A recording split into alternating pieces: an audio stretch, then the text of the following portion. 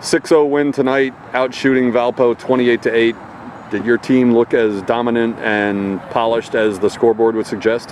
Yeah, it was a good performance. We played well. We were able to get a bunch of other guys onto the field and get a little rest before Monday. So that's good to reduce the player load a little bit. But yeah, it was a good performance. We were able to bring the concepts from training into the game tonight, and one more step in the journey for sure.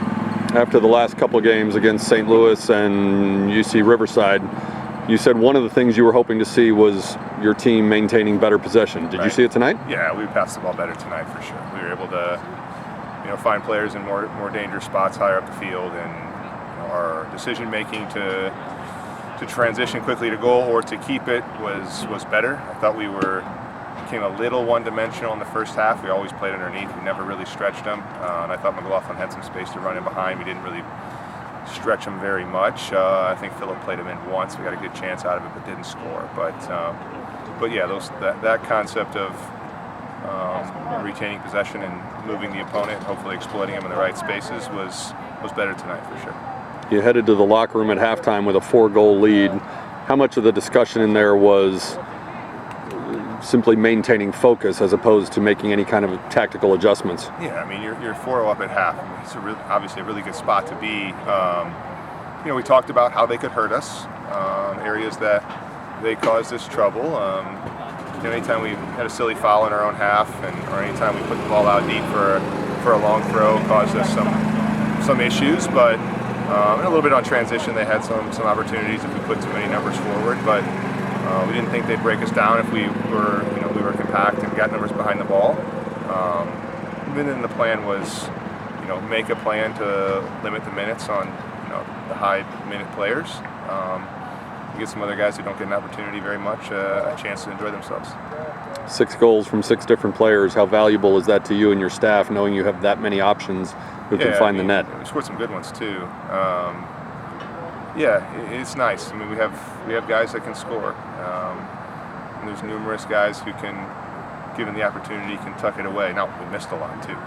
So we had some really good chances that we let go. So, but you walk off with a 6-0 win at home, you got to feel pretty good. Knut Allender, one of the nation's leading assist guys right now. I mean, it's only 5 games in, but just talked a moment ago about his transition up to a more offensive position. Right. What's the hardest adjustment moving him up to that higher spot? Having somebody to play the 6. Now that we can play, Nicky, Talon, and Noah all at the 6. Gives us a chance to move Knut higher. He's a really good passer. He finds good spaces, and you get him and Gabe close together, they can do some special things. Gabriel, Knut, McLaughlin, those 3 centrally, you can be fun to watch.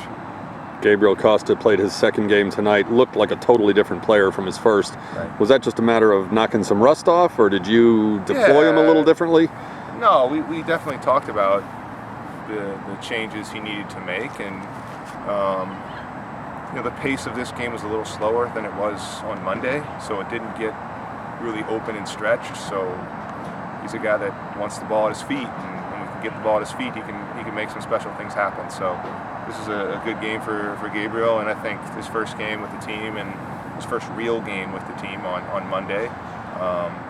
He knows it wasn't his best game, but it's our job to hopefully educate him on how he can defend better and the spaces he needs to take up defensively so that he can get the ball in transition. And if you give him the ball in the attacking third, he's going to do some special things.